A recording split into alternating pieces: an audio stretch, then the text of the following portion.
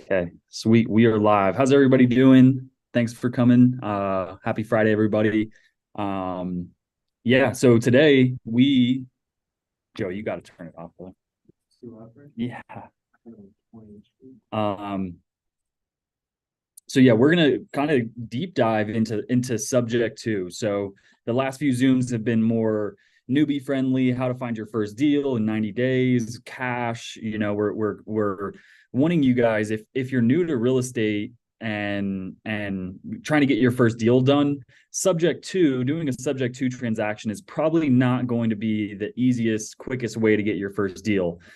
So if that's you, if you're new to real estate, you're still trying to get your first deal, if you're not familiar with creative finance at all, definitely go back and watch those past Zooms, and I'll show you guys how to find those in just a second. But still stick around. We're going to go into the weeds a little bit with subject two and how you overcome objections, what are those objections, all the mechanisms, the paperwork needed, all that good stuff. So yeah, let me get started. We got 43 beautiful people in here. Always like to know who has not been in our Zooms before. If this is your first time in a Herd of Profits, or you've not been with our team is reps/Herd of Profits. If you've not been in one of our Zooms before, if you could type one in the chat. We always just like to shout out who our newbies are and pour some love into you. Alexander, Dennis, right on.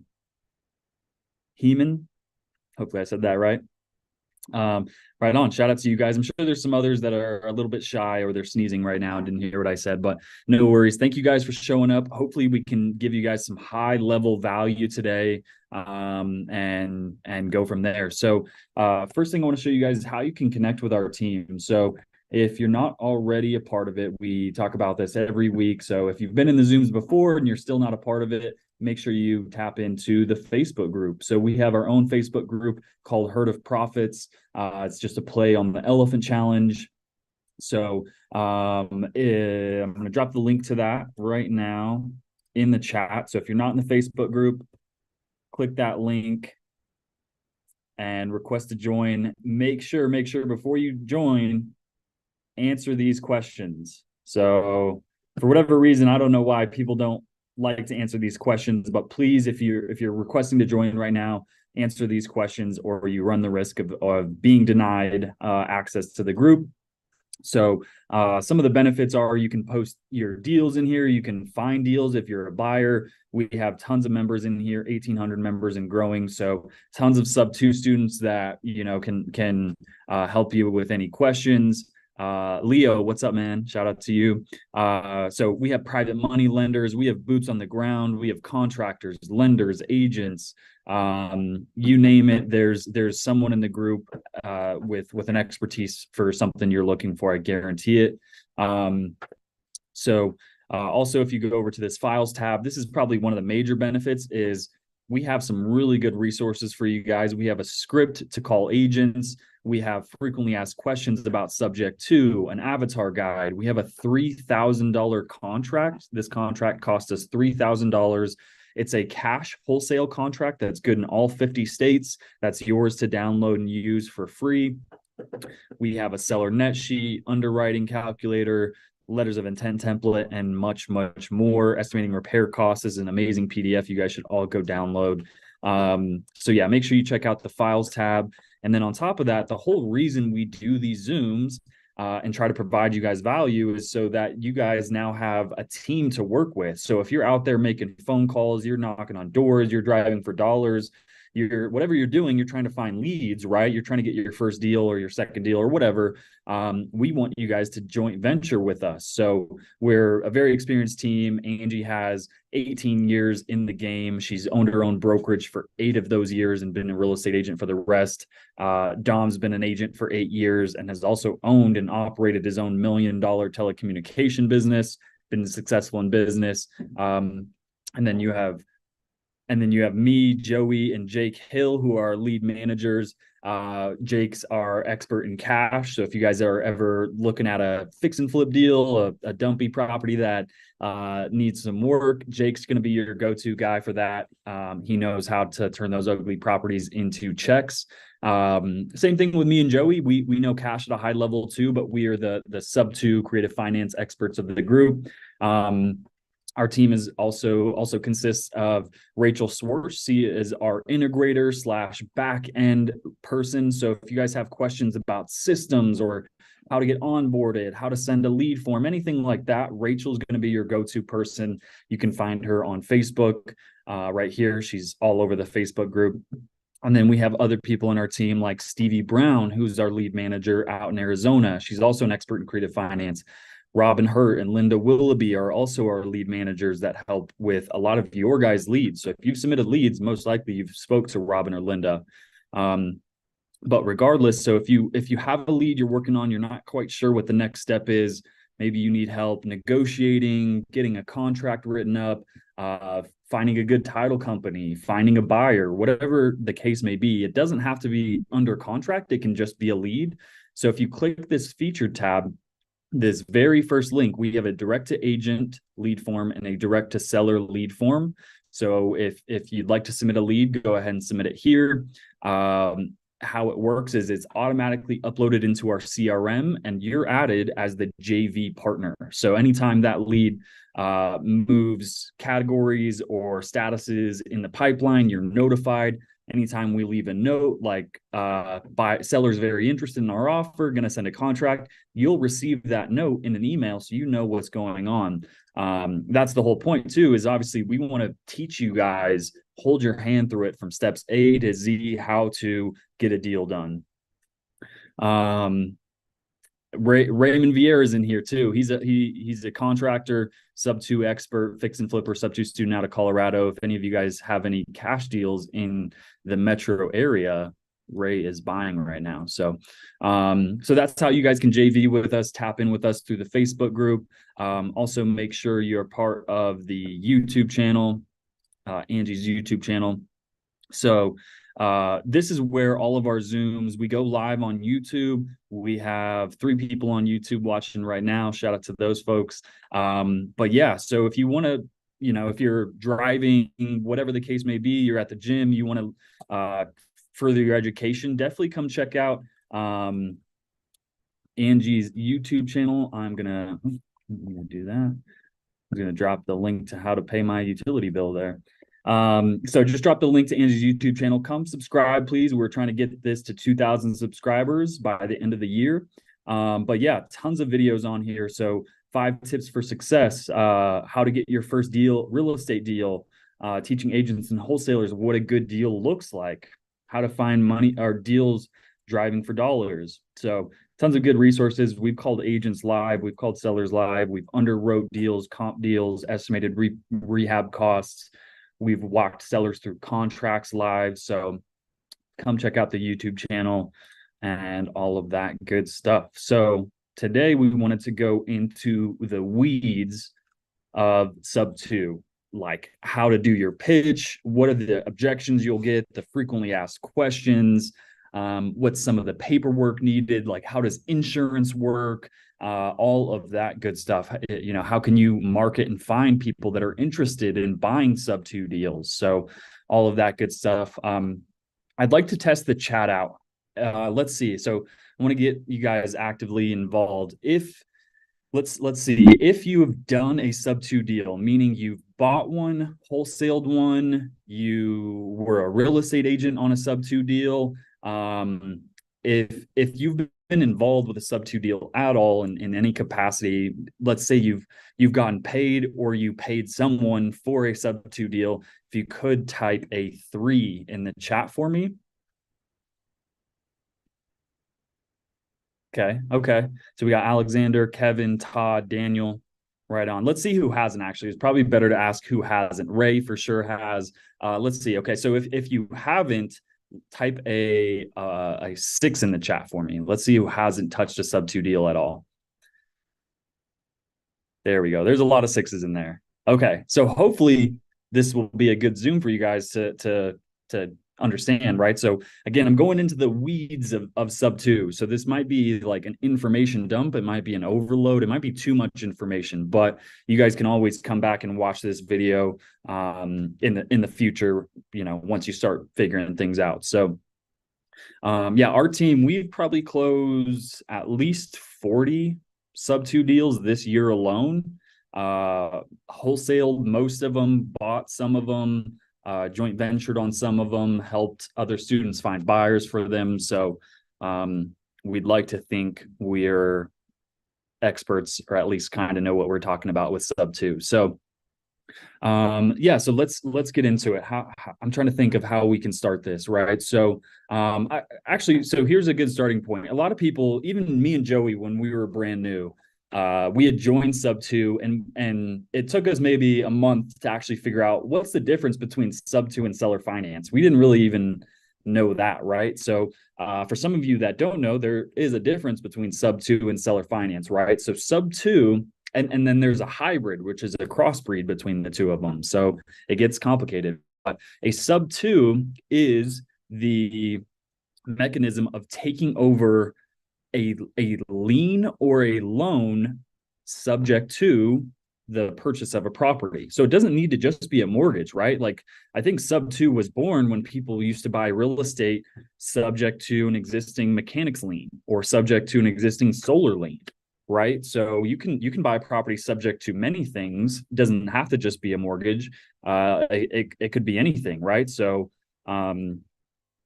in traditional real estate, people buy homes subject to solar liens all the time, right? So people have either leased a solar panels, or they bought solar panels and financed it. Whenever they sell that home, typically the buyer just buys the home subject to that existing solar lien, and they take over the payments.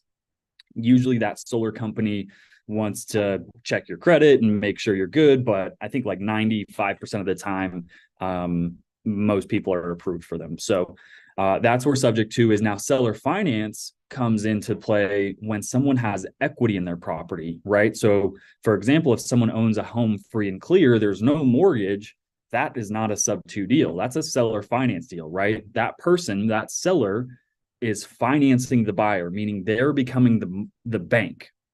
And this is hard for some people to understand. Like, I've had conversations with agents that did not understand seller finance whatsoever.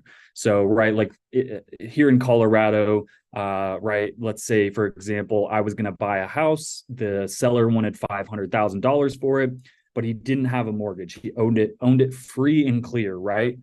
So let's say I gave him a 10% down payment, 50,000. There's still $450,000 left, right? So what happens to that 450? Is this seller giving us a check for $450,000 and then we're paying him back? No, right? They're giving us the real estate as collateral.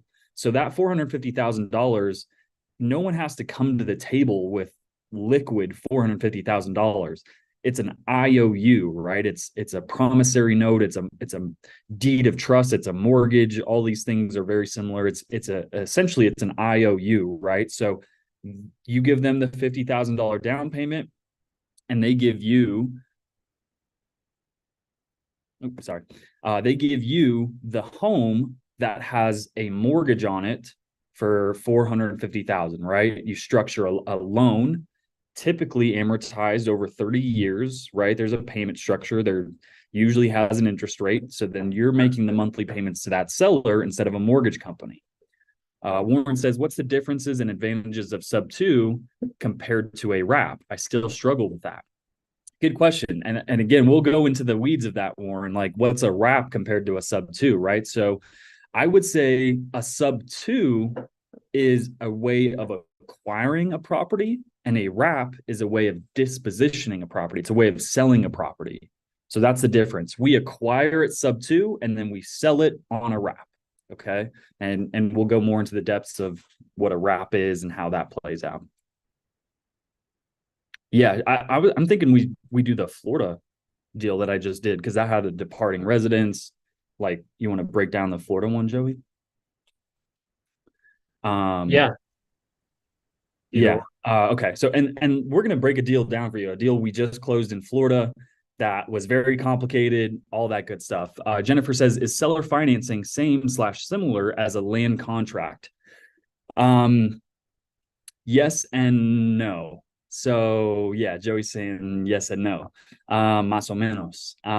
So a land contract is a way that someone buys a property, they buy it on a land contract, and typically land contracts are only used in a creative finance way. So a land contract could be used for a sub two deal. It could be used for a seller finance deal. So a land contract, I'll try to describe that because I don't want to get too much into the weeds, but even though that's what the topic is. So a land contract, also known as a contract for deed, a bond for deed, an executory contract, these are all the same thing. It just depends on what state you're in. So here in Colorado, we call it a contract for deed. In Florida, they call it a land contract. In Louisiana, they call it a bond for deed. So it just depends what state you're in. I like to compare bond for deed, agreement for sales, another name for it. It's very similar to financing a car. So if any of you guys have bought a car, you got a loan, financed it, right? The title of that car, although you're the owner, the title of that car is actually held by the mortgage company or the bank, whatever the bank you got financing on that car. And they don't give you the title until you pay that loan off, right? So very similar with a land contract. That seller, it still shows on the deed and the title that they're the owner, but you as the land contract buyer have what's called equitable interest. You have partial ownership. So you have the ability to rent it out, to sell it, refinance it, whatever you'd like to do. But technically, you're not the owner. You will not show as the owner until you pay that loan off or refinance the loan. Okay. Yeah, car example is really easy to understand with that, right? So contract for deed, bond for deed, right? Very similar to a car. You're the owner, but the bank's still kind of the owner, really. So a little confusing, but we don't want to dive too much into that. So Terrence says, so then a wrap could be an exit strategy when looking to subtail. I don't know if subtail is the right word, but a wrap is an exit strategy where a sub two is an acquisition strategy. Yeah. Okay, so let's show you guys a deal. So let me pull it up on Zillow first.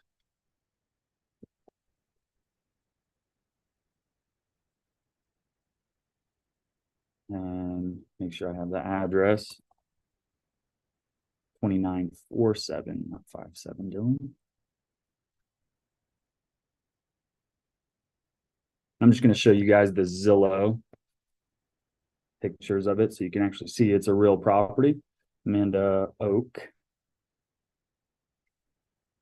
Okay. So I'm going to show you guys this property. So this is 2947 Amanda Oak Court in Land O'Lakes, Florida. We just wholesaled this deal. It closed last week. We were actually direct to seller on this. This was an expired listing. The seller did have an agent. He tried to sell it on market. It didn't sell. So we were actually in touch with his realtor. The realtor didn't like it. I can't remember exactly what happened, but once it went off market, we contacted the seller directly and explained to him, hey, here's an option where we can actually make sure you walk away with some money and put money in your pocket. Gosh, Zillow is so glitchy. Okay, so regardless, I don't want to show too much info because we might get taken off of YouTube. But yeah, VA loan. Okay, so just wanted to show you guys that property. So this one we just closed. So our sellers, it was a husband and wife in their 40s. They're both disabled military, both veterans. Okay, so they had a VA loan on this property. Right, they were trying to get 400,000, and I think they owed right around 385. Well, Dennis, if you could not screen share, brother, thank you. I don't know how you even have the ability to do that, but okay, so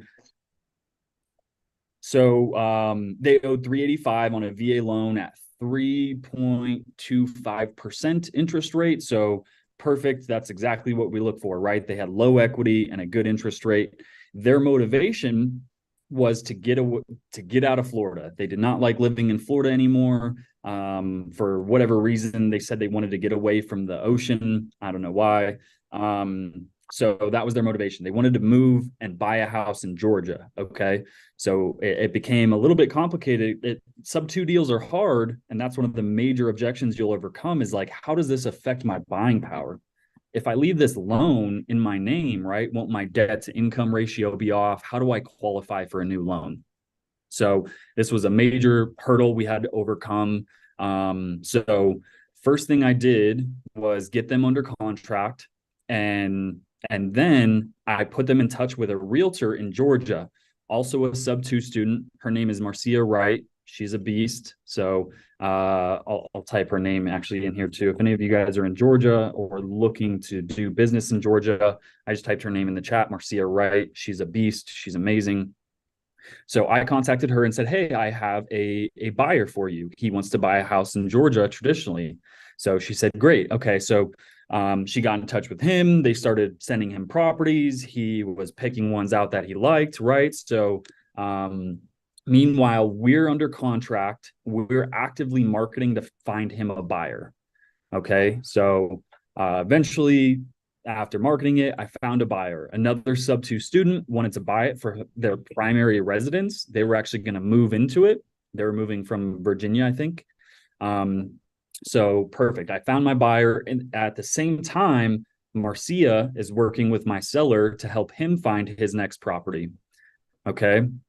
And then at the same time as that, Marcia, the agent in Georgia, had Tony get in touch with her lender so that way he can get pre-qualified, pre-approved, and so obviously they can start showing him homes, knowing that he can afford the home. So the lender on the deal, her name was Quanyata Benson, also a beast. I don't think she's in sub two, but she's an investor herself, understood what we were trying to accomplish.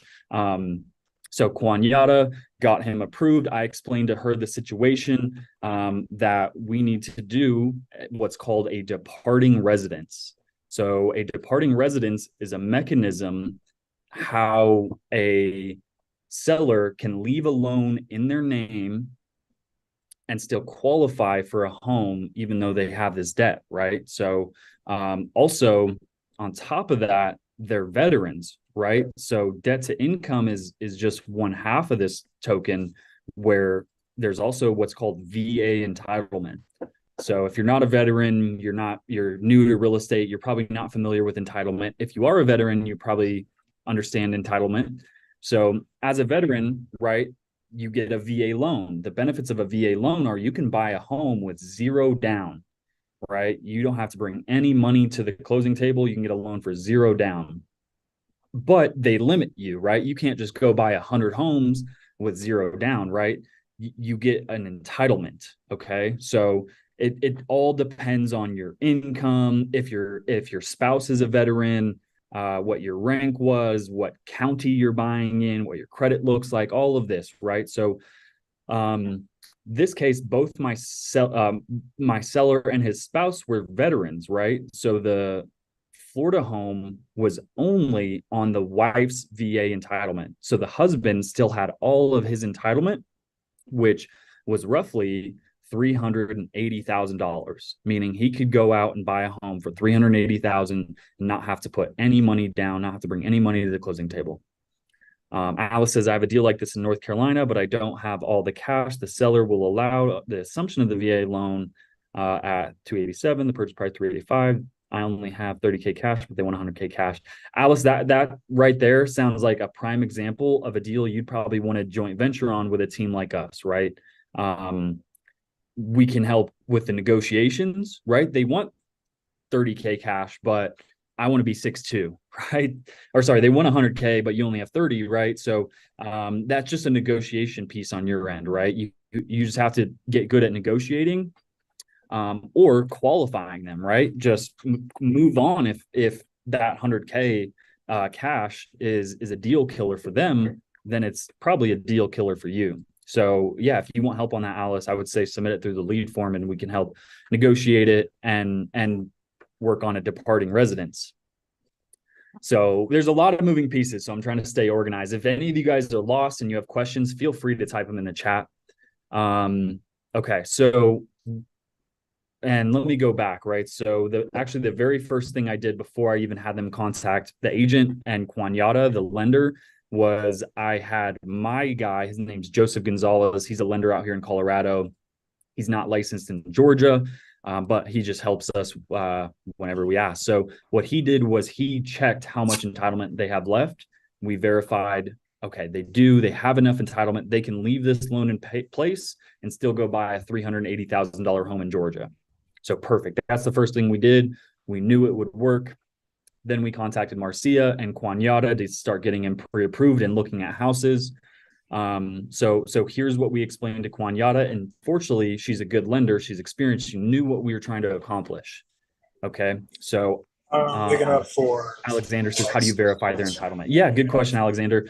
There are VA entitlement calculators out there that you can use, but the easiest way is just to have a lender, get them in touch with a lender. A lender is going to request what's called a CDA. So if you're a veteran, you have a CDA that's called your,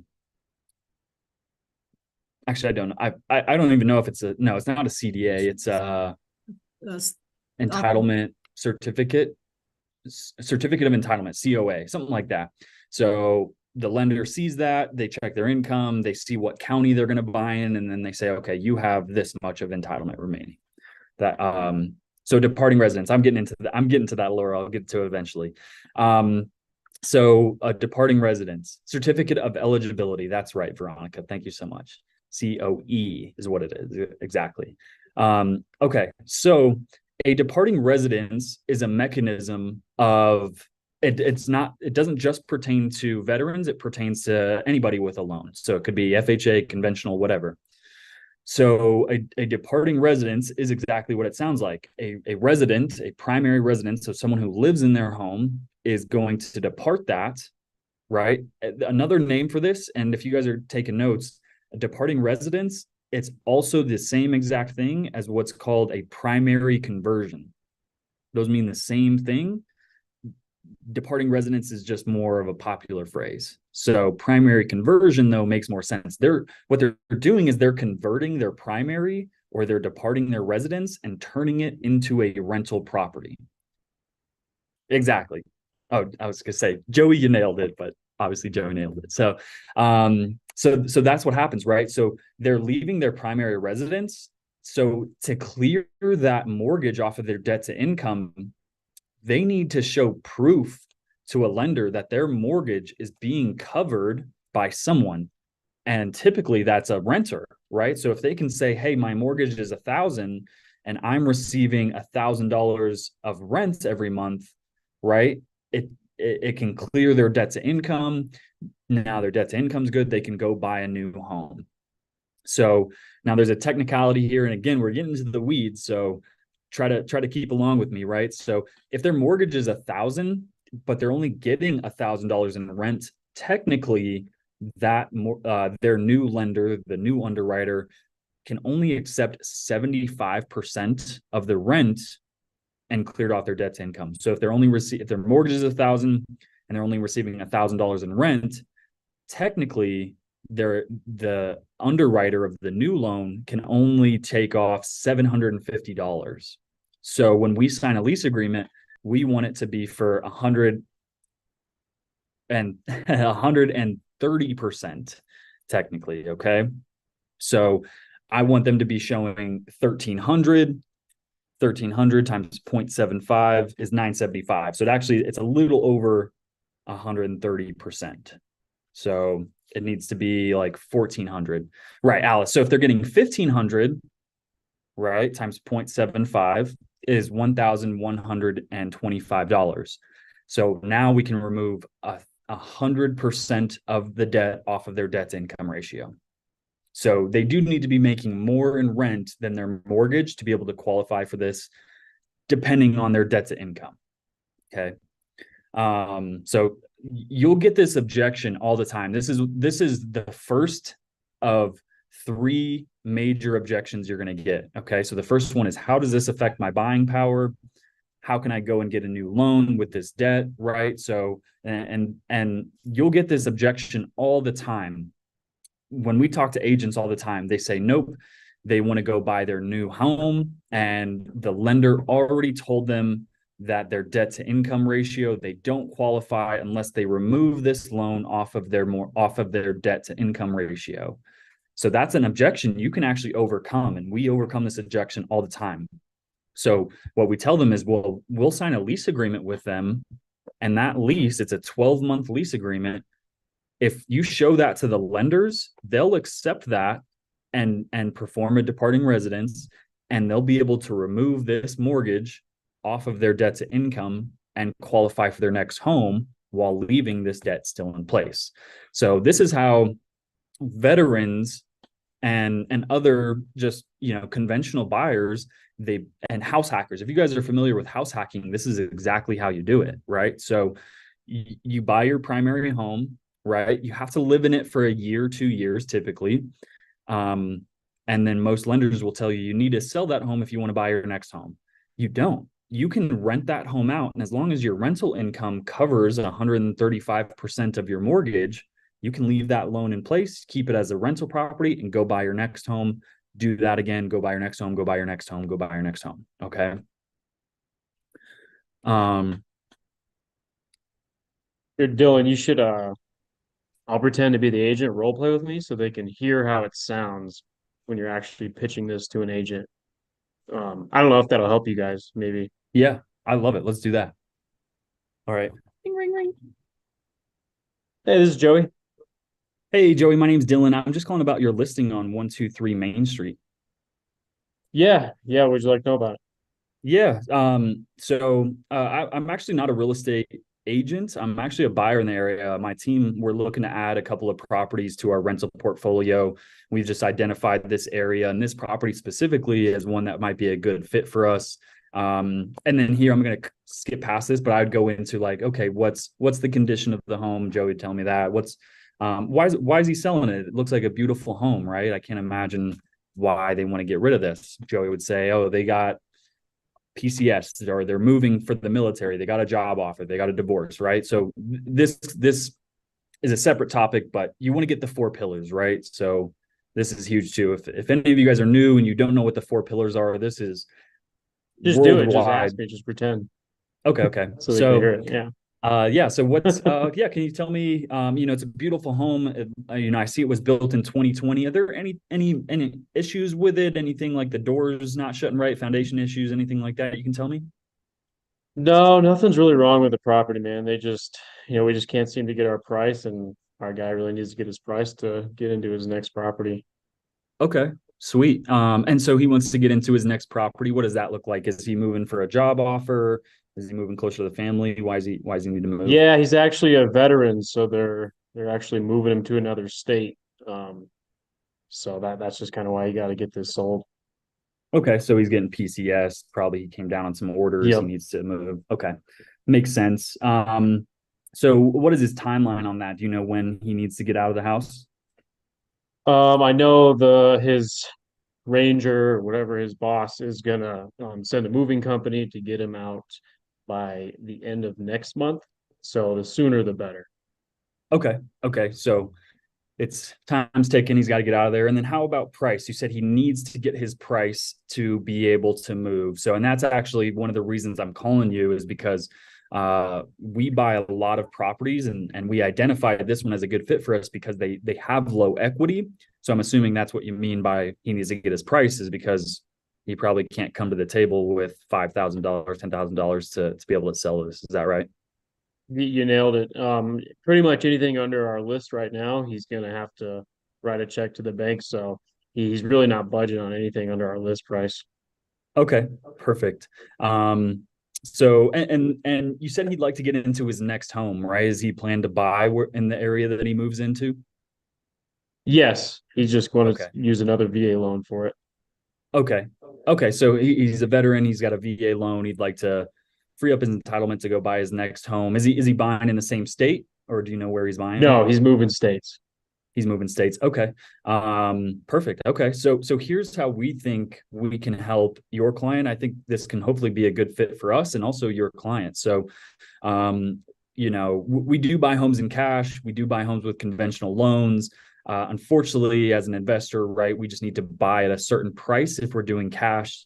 And they tend to be lowball offers, as I'm sure you've experienced if you've received any calls from investors. So another way we buy homes is actually where we purchase the home subject to the existing loan. Has anyone called you and asked you about that? Yep, you're actually the 10th guy to pitch that to me, man. And like I told the last ones, they need to get this off their name so they can get into their next property. Gotcha. Okay, makes sense. Yeah, I'm sure you've been getting bombarded. There must have been some convention that went on.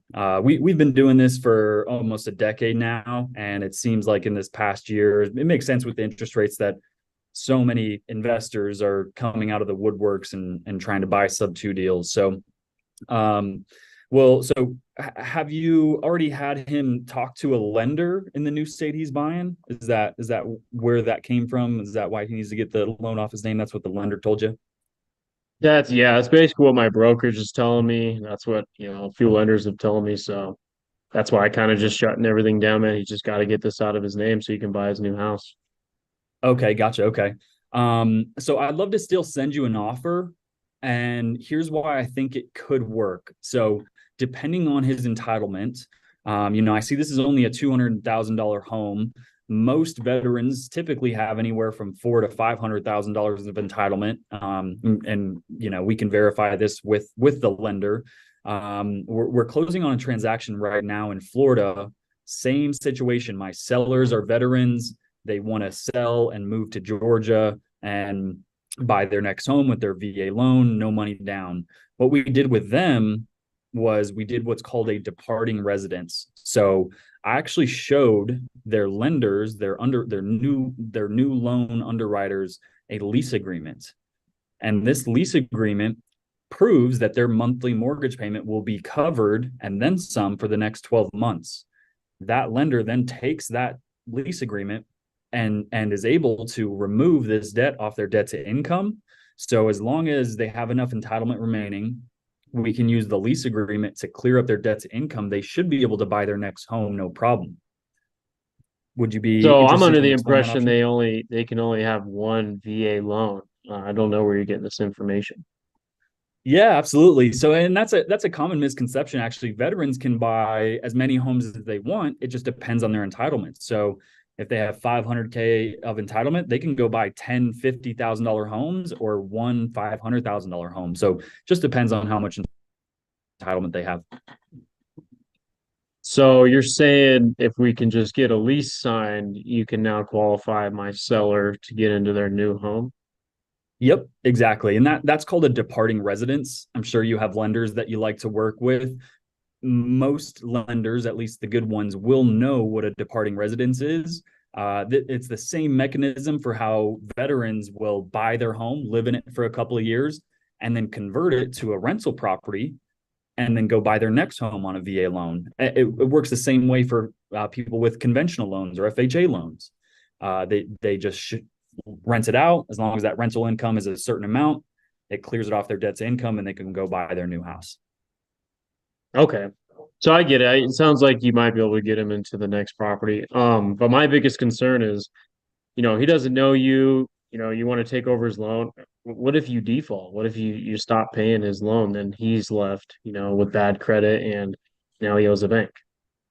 Yeah, absolutely. Right. I don't know him. He doesn't know me. I would feel the exact same way. If someone called me and said, "Hey, I want to take over the debt on your car or on your house or on your boat," I'd say, "I don't know you, man. Kick rocks." Right. But we get that question all the time. Right. And that's why it's so strange. All these sub two investors are coming out of the woodworks. Like I said, we've been doing this for 10 years.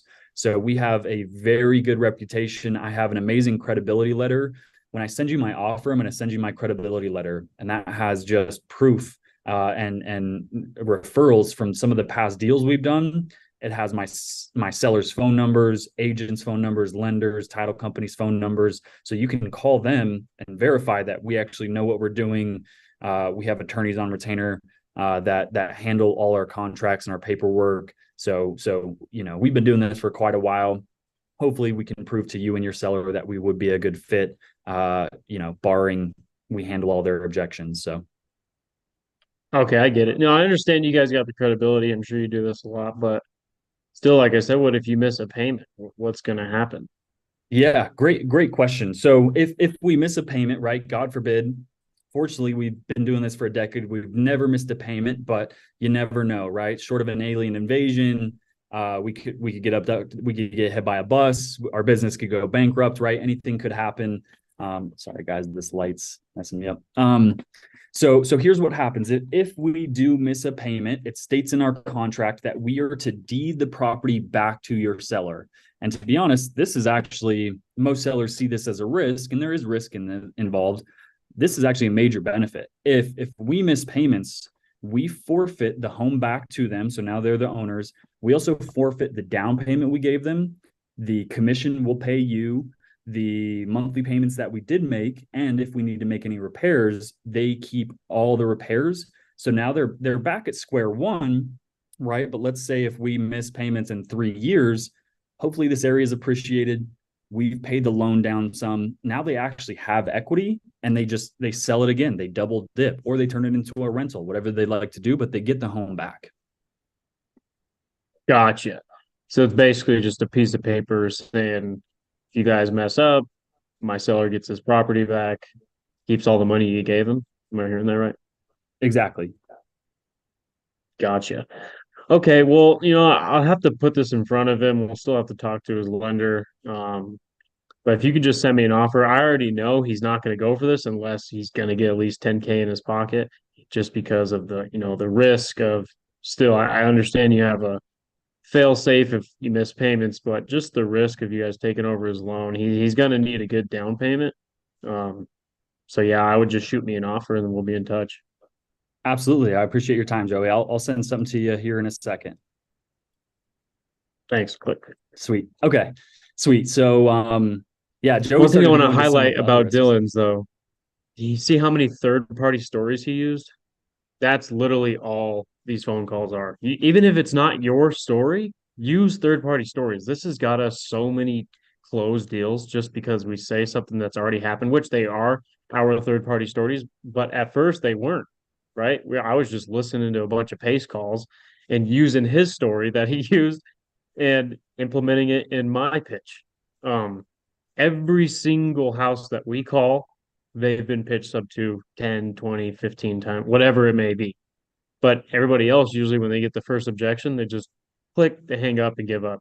Whereas us, we use something that's already happened. Dylan brought it up. Yeah, I'm closing actually with a seller right now where they're a VA and they're buying a new home. And he used exactly how we got him in a new home. And now the agent's like, oh, well, he already did it. Okay, well, let's go a little further. Send me an offer, right? Where most people, when they call and they get the objection, they just kind of give up right away. So use third party stories. Dylan did a good job at that. Right on. Okay, so we got a lot of questions. I'll try to address some questions before we move forward.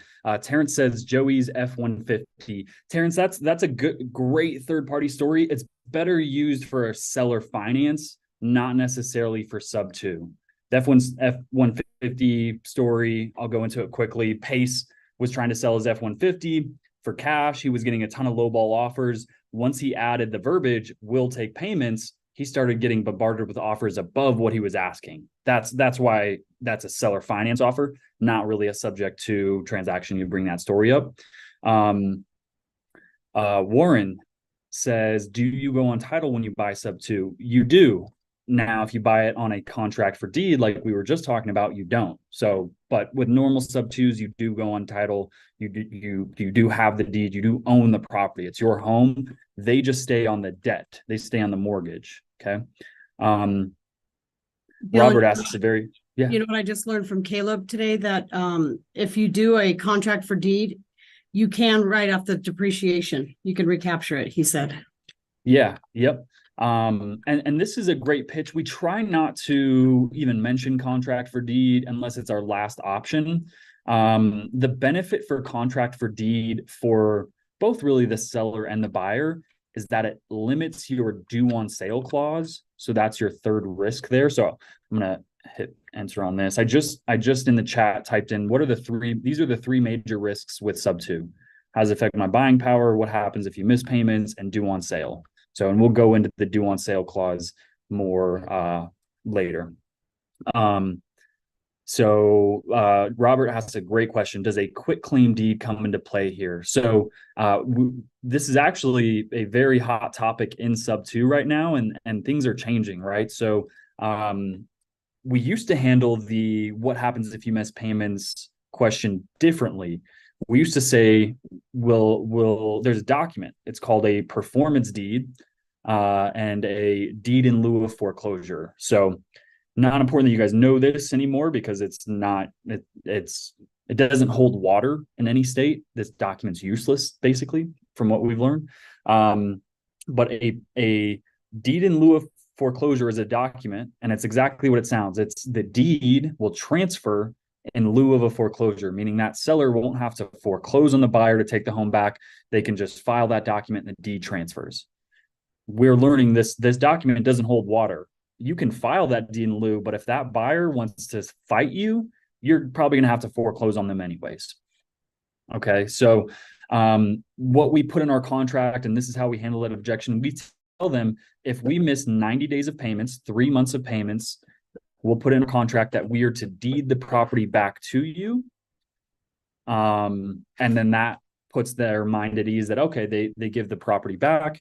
Obviously, if you guys have done this before, that buyer, if they're living in the property or they're renting it out, they can fight it, and you will have that seller will have to take the buyer to foreclosure anyways. So something that's changing. So we let them know that hey, this just so many tall weeds we're going into. We actually buy the property on a wrap. And I know that goes against what I just talked about, that a wrap is only a disposition strategy. It's not it's not an acquisition strategy. Technically, we are buying it sub 2, but we're using a wrap as a mechanism to buy it. So a wrap in the traditional sense of an exit strategy is you buy a home at 3% interest and then you sell it at a 6% interest. And that's how you make your money, is the difference of that interest rate. So to protect this seller, if you buy it on just a straight up sub 2, that seller is just on the mortgage. They're nowhere on the deed. They don't have a lien position, right? It's a lot tougher for them to foreclose because they don't have a lien position. They're just listed as a borrower on the debt of the property.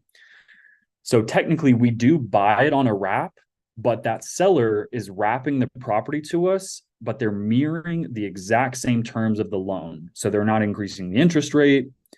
We're basically just taking over the loan, but they're right. So like we're buying it, the loan's here. They're a small sliver right in between. There's no difference in the loan, no difference in the payment.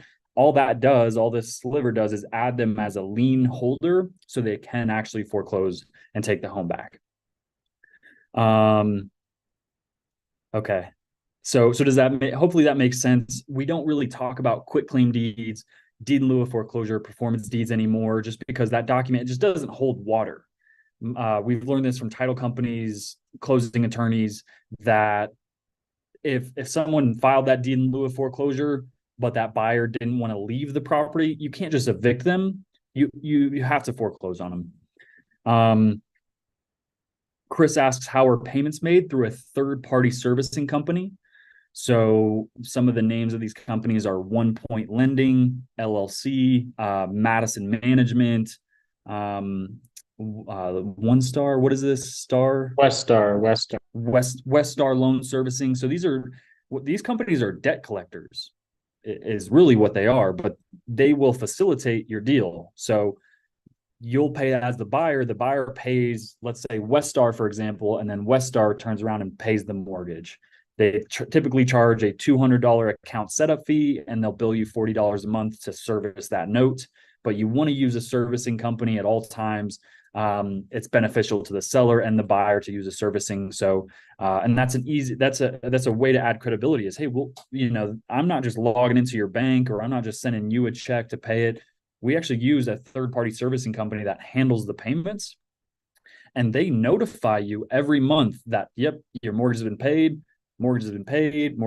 or, hey, they missed a payment, right? So the servicing company will be the one to let you know that. Emily asked, is seller financing good for those who want to buy another home right away? Seller financing doesn't seem to provide enough money to buy their next home. Right, Emily. So it depends. But if, let's say, a seller wanted to do seller financing, right, they agreed to it. If they needed, let's say, $50,000 to put down on their next home to get a loan, then you would need to give them 50,000 as a down payment, right? So seller financing could fit. Seller financing really, though, is only best fit for tired landlords. So it's a rental property. They're sick of managing it.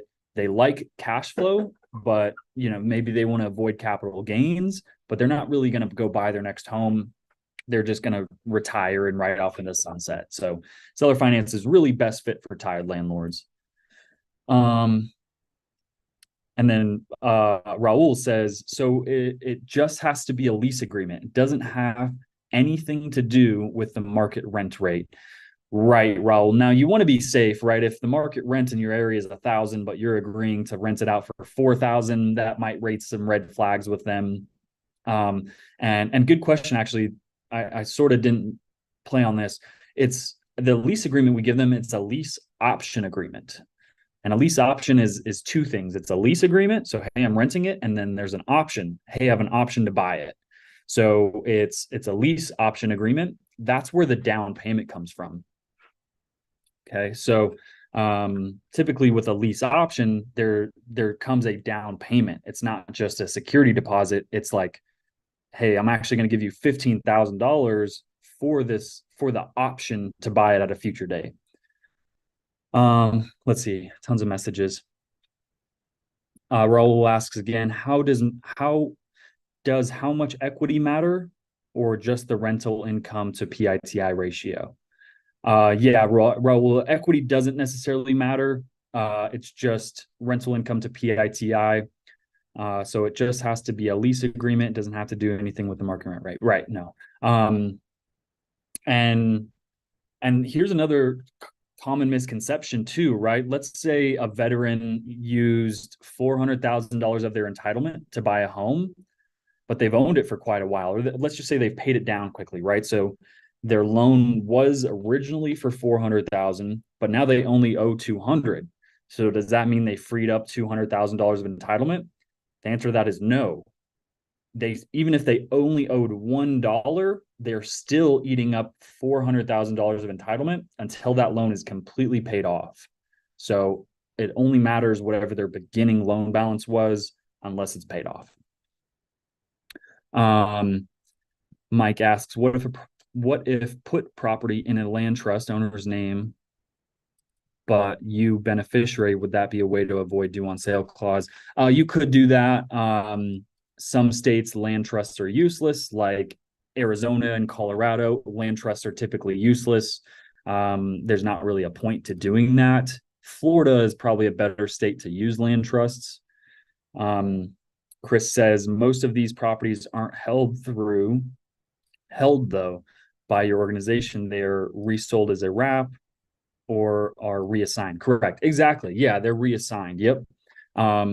So Westar only services certain states, but they aren't nationwide. Exactly, Adrian. Yeah, they do service quite a decent amount of states. If you look at their website, it only says like California and Arizona, but they do service a lot of states. Mike asks, how do you handle insurance without raising red flags? So good question, Mike. I'll get into insurance here in a second. So let me keep going with this Florida property that we just closed. Okay. So, right, we got them under contract. I used my lender, Joseph, to verify they had enough entitlement. Then I got them in touch with Marcia, the real estate agent, to start showing them homes. At the same time, I got them in touch with Quanyata, who was licensed in Georgia, to actually find him a loan. So my conversation with Quanyata was, hey, I'm buying this property subject to, I do plan to wholesale it, but to be able to get him to qualify for his next home, we need to do a departing residence. Quanyata, being the beast that she is, knew exactly what I was talking about. Okay, so we're going to get a lease agreement to be able to clear it from his debt to income. She saw he had enough entitlement. All we need is that lease agreement to clear the debt to income. So she immediately did that. She started shopping loans for him, got him pre-approved for 350,000 based on his actual debt to income. What he wanted his payments to be was around 320,000, 350,000 was the home he needed to buy. So boom. Okay. So Marcia found their property. They went under contract. We already had our buyer ready to go. Our buyer knew everything was going on. They're sub-2 student. We had escrow opened with a Florida title company, obviously. And then my sellers on their Georgia home had escrow open with an attorney's office in Georgia. So we had two different title companies. Georgia's an attorney state, but two different title companies essentially. So that's another, issue there too. We could have used my title company, but they wanted to use a Georgia attorney company. So made it a little bit difficult. So my buyer had the sub-2 student deposited their earnest money. They're locked in. That earnest money went hard. They knew that. They saw the home. They loved it. They wanted to move into it. We signed a lease agreement with my sellers, and then sent that to Quanyata. And it's a lease option agreement because my sellers were making $15,000. That was our offer to them. Hey, we'll give you $15,000. Just let us take over your loan. They agreed to that. So that $15,000 was going to come from my buyers. Okay. So, but my lease option agreement shows that, hey, I'm going to be renting the property for this amount, cleared 100% of their debt. And I'm going to be giving them a $15,000 lease option fee, and they're going to use that money to pay for their closing costs. Okay. Sometimes with VA loans, it's not always zero down. Sometimes they need to pay for closing costs. In this case, they did. Don't need to go into that, but they did need to pay for some closing costs, roughly $5,000, $6,000. So they still were going to net $11,000 after it's all said and done. So yeah, we started to move forward. I'm trying to think, make sure I don't miss any steps. We did the departing residents. Now we can't close on their Florida home before they close on their Georgia home. Okay. That could raise red flags. So we needed to wait to close on the Georgia home before we close on the Florida one. Okay. So that's exactly what happened. They went through their inspection. This is my sellers buying their home. They did their inspection. They got their appraisal. They got pre-approved for the loan through the departing residents, all of that good stuff. Then my buyers deposited their funds to close. So the $15,000 to the seller plus our assignment fee, they sent all their funds to close to our title company in Florida. From there, the Florida title company sent the funds to the Georgia attorney's office, and it was just the funds to the seller, the $15,000. So my assignment fee, everything else stayed with the Florida title company. The Georgia closing attorney just received my seller's funds to close. They got their funds. 6,000 of it went to the closing costs, and they received the 11,000 via wire. Okay, so they ended up making $11,000. Then once they closed, then we closed on their Florida home literally the same day. Depending on your title company, whoever, sometimes your title company will want you to wait to close for maybe a couple of weeks, a couple of months, maybe a year on the Florida home after. Again, just to not raise any red flags, avoid the due on sale. Okay. And I mean, that's basically it. So how insurance works now is my buyers buying the Florida home, they're added to the seller's current insurance policy. So we keep the seller's insurance policy in place. We add the buyers to their policy as an additional insured for just a couple of weeks. Okay. Literally 6 weeks is kind of the sweet spot. The reason we do that, again, is to avoid due on sale. So we don't want to close on the transaction and immediately transfer insurance. Just from what we've learned, it's better to close on it, add yourself as additional insured to their policy, Then after 6 weeks, you can get rid of their policy, bring in a new policy with the buyers listed as the primary insured. The sellers still need to be listed as an additional interest on the property. Okay. So that's what happens. We get a new policy, get rid of the old one. Buyers are now the primary, sellers are now the additional. Okay. So that's insurance. And that's basically it. I mean, so that deal took months. That deal took almost 3 months because we went under contract. Our sellers then needed to get qualified, pre-approved, and identify their next home, do their inspection, their appraisal, set a closing date, right? So that process of them getting qualified and finding their next home and closing on it took 3 months. So this was a deal that took quite a while. Yeah. So, okay. So hopefully that paints a clear picture. Now there's also hybrid deals, right? So you're buying a property subject to, but they also have a decent chunk of equity that you're not paying off. That seller will finance you. This deal we didn't have any seller finance. It was just a straight up sub to. There was no financing. But that's a hybrid essentially, right? So this example, we bought this home for $400,000, gave them $15,000 and took over their loan at $385. But let's say, for example, they only owed $300, right? So they had $85,000 in equity. You would create a seller finance IOU, a note, a deed of trust, a mortgage as a second lien position. So that seller goes at a second lien position. So not only are you paying the mortgage every month as the buyer, you're also paying the sellers as the second mortgage, essentially. Dennis says, does the homeowner know that the bank cannot know about this transaction? Great question, Dennis, right? It's like, are we trying to hide that this is, like the banks don't like this? And the answer to that is absolutely. We want them to know that the banks really can't know about this. And what it is, it's not illegal to buy property subject to or sell your property subject to. It is a violation of your contract, essentially. So for you guys, it's good to know that it's a violation of a contract, typically not punishable by law. You're not really going to get sued. All they'll do is foreclose and take the home back. But we do want the sellers to know that, because we don't want them calling the lender and saying, hey, oh no, I sold this subject to, right? Because then they're going to raise some red flags. So we do want the sellers to know, what they don't know doesn't hurt them. And Joey came up with this story. It's a great story. Or example, right?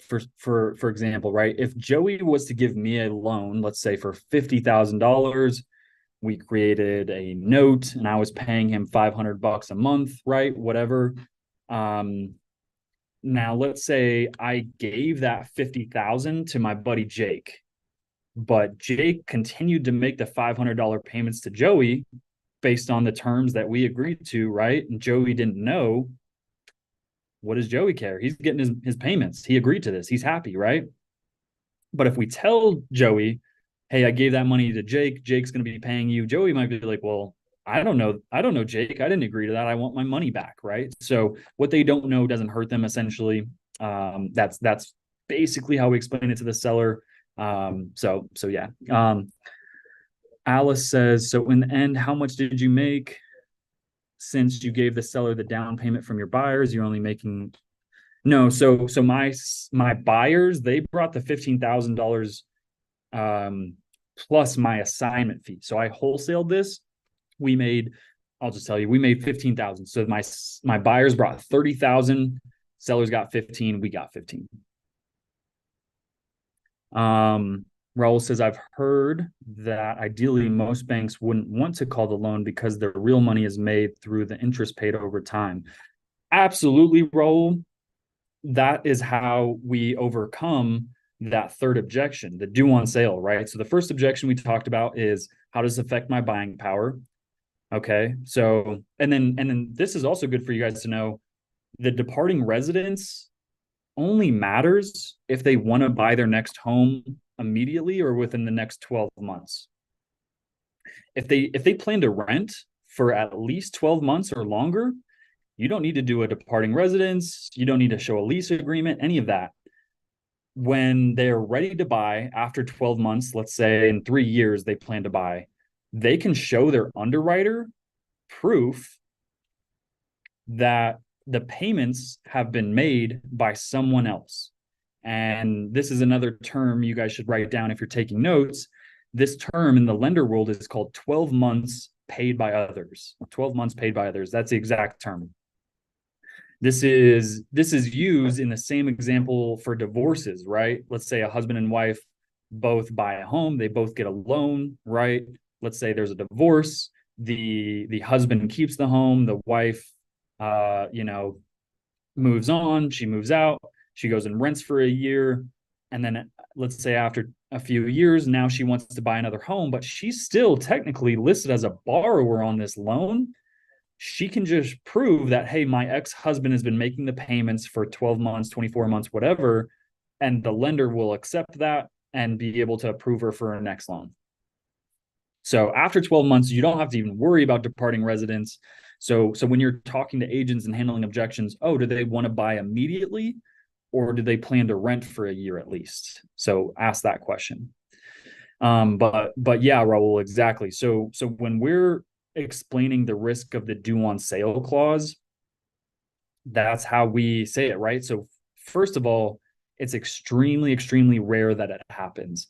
It happens less than 0.0% of the time. One of these large lenders, so if you're dealing with Rocket Mortgage, New Res, Chase, Fargo, some of these large lenders, it's very unlikely that they even know what's going on, right? They have so many lenders or so many loans out that they don't have microscopes on all these loans. They're not going to be privy to what happened. So that's the first thing I say. Second thing I say is, if they do find out, it's unlikely that they call it, because banks are in the business to make money on interest. They're not in the business to own homes.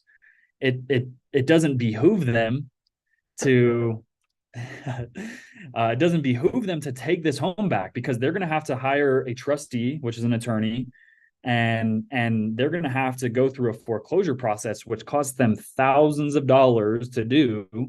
And lastly, if they sold this home and gave a loan, and this home is now worth less than what they owe on it, what they lent on it, they'll lose money that way. They're going to have to sell this home at an auction for a discount. Yeah, Joey said behoove one time to an agent, and it was so funny. But they're gonna have to sell this home at an auction for a discount. They're gonna lose money, right? So again, it doesn't behoove them to take the home back. As long as the payments are being made, they're typically happy, right? Just like I said, with the example of Jake paying Joey, as long as Joey's getting his payments, he's indifferent, he's gonna be happy. He doesn't care, he doesn't know. So that's what we Alex says banks don't want to foreclose, and they don't want to do the R route either. It costs them a lot of money and time. Exactly. So as long as the getting their payments based on a loan that they agreed to get, they're happy. Sometimes they'll go through a foreclosure. They'll still want to take it back. There's other securities we put in place to protect them. And since we're going to the weeds, we might as well talk about those securities. Okay. So my voice is starting to go. 1 second, guys.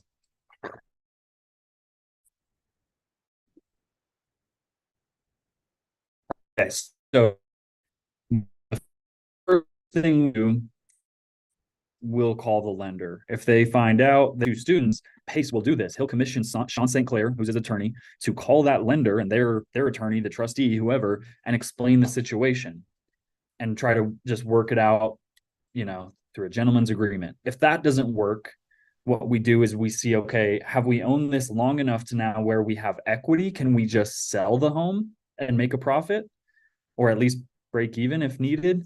Or can we refinance it? Can we actually go and get a conventional loan and just pay them off that way? So those are some of our options.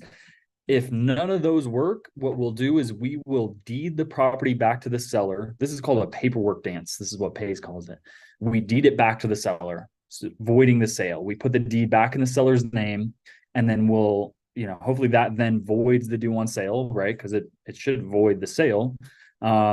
And then we'll rebuy the property on a contract for deed at that point, or a triple net lease, a master lease option, whatever gives us the ability to rent the home out still. So that's what we'll do.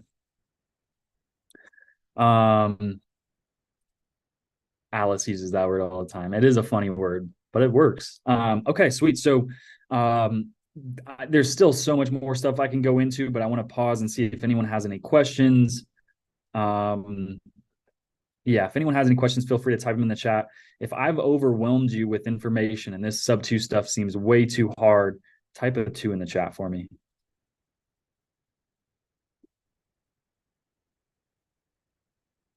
No 2s? Everybody's got it? Nobody's overwhelmed? Parents, -2.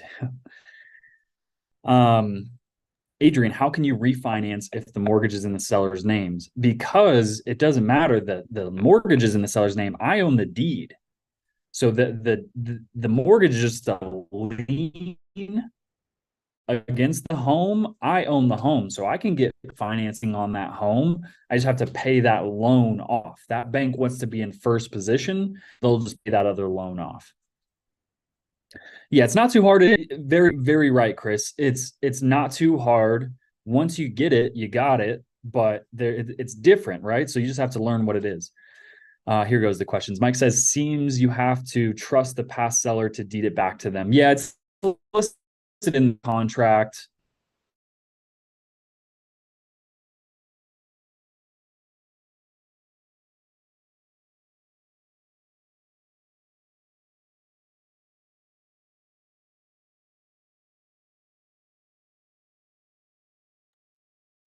Bill, I think you're frozen.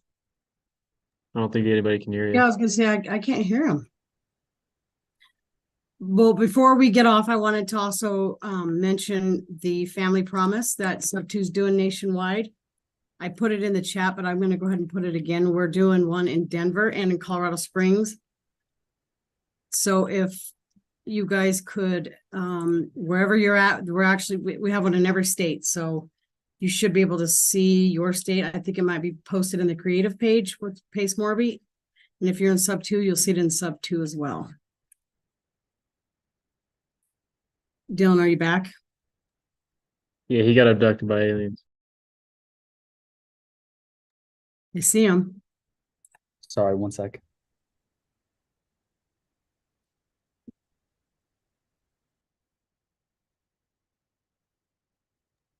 Say something. You're good. We hear you. Hey, we hear you. Okay. The audio on my computer's something just, I don't know what happened. Zoom like completely closed down, but drinking water from a fire hydrant. That's a great description of that. But yeah, I don't know. I don't know. I just kind of like glitched out there for a second, but yeah, the seller would be happy to sign off on the refinance. That means their loan's getting paid off. They're walking away. So they're typically happy to sign off on a refinance. Okay, sweet. Well, yeah, that's into the weeds of sub 2. There's still a few more things that we didn't talk about. But we did cover the majority of it, right? So for you guys, if you're making phone calls to sellers and agents and you're pitching sub 2, it's good for you to know the 3 major risks. How does it affect our buying power? We talked about that, right? So pre 12 months, departing residents. After 12 months paid by others. What happens if we miss payments? After 90 days, we'll deed the property back to you, and you will be put as a lien position on the property. So if needed, you do have the ability to foreclose, take the home back, you keep the down payment, the monthly payments, and the repairs made to the property. So and then it's your home to sell again. So it's actually a benefit to you. And then the due on sale. So we talked about all 3 of those risks. So hopefully you guys are now sub 2 experts and you can go out there and crush it. No, you want to JV with us and to learn. Also, don't forget today's last day to get the discount on sub 2 if you want to sign up. If you need the link, post on number 1 in the chat, and I can send you over that link. And they are doing payment plans.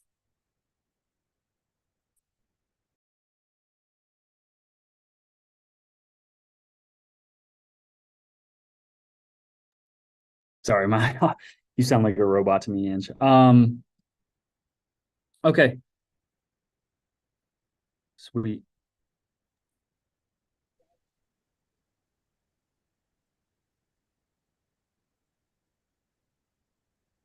Are you still going, Ange? There we go. Can you hear me now? Yeah, my audio is just messed up, so I'm gonna close it out. Okay. All right, sweet. Well, yeah, thank you guys so much for showing up. Again, this Zoom is recorded and stored on Angie's YouTube channel. So I'm gonna share that with you guys again. Make sure you are tapped into the YouTube channel. I'm gonna drop the link to that. So if you want to come back, and watch this video, we'd highly recommend it.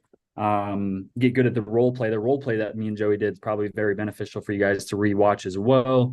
So yeah, come subscribe to the YouTube channel. Make sure you're a part of the Facebook group, right? We also have this in the Facebook group too for you guys. We send this with every offer we send out. It's this subject to frequently asked questions. So this is a great document, one for you guys to learn and study, and then also send it out to agents or sellers when you're sending them offers. And then lastly, super important, most important part, if you guys aren't following your boy on Instagram, I'm trying to get to 1,000 followers. So if you guys could come follow me on IG. Yeah, we'll have a sub 2 in the weeds part 2, Raul. I can't hear. I can't hear anything. I can't hear it. Okay, sweet. Well, yeah, thank you guys so much for showing up. Our next Zoom is on Tuesday at 4 p.m. Mountain Time, 6 Eastern, 3 Pacific. Love to see you guys there. That will be a general Q&A. We might have a topic that day, but usually those are just for Q&As. Yeah, go follow Joey on Instagram as well, too. Go follow the rest of the team on Instagram. But yeah, we appreciate you guys. Hopefully you have a safe weekend. If you need anything, hit us up on Facebook or through email, however you can get a hold of us. And then, yeah, if you have leads you're working on, send it through the JV form. We'd love to get some deals with you guys. So, all right, guys, have a good weekend. We'll see you next week. Peace.